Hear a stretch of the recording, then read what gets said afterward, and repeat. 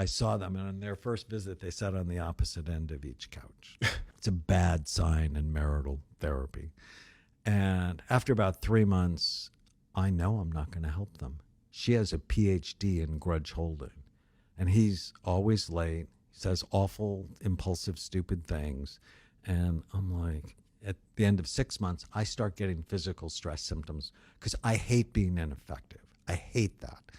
And 9 months, I'm in my shower getting ready to come to work, and I realize they're on my schedule, and my stomach starts to hurt. I'm like, today I'm going to tell them to get divorced, because it's not good for children to be in a home of chronic conflict.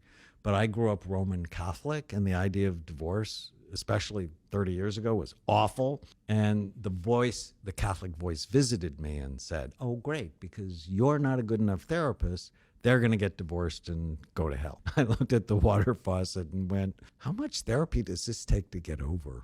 And I got out of the shower, called my friend who owned the imaging center. I said, hey, Jack, will you give me 2 scans for the price of 1? And he's like, why? I said, Jack, I have this couple and they're not getting better and it's making me crazy. I want to see their brain. And he's like, we could start a business and call it brainmatch.com. Anyways, they got scanned.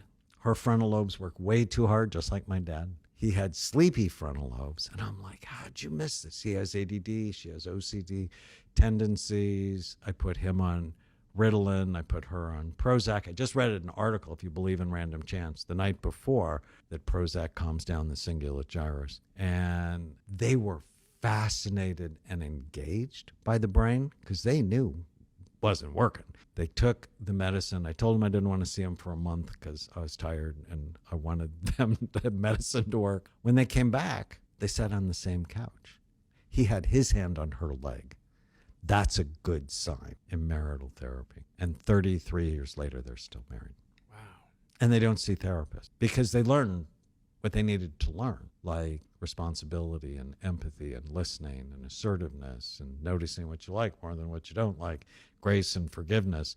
They learned it, and their brains could process it, right? Go back to hardware, fix the hardware. The software is more likely to take it.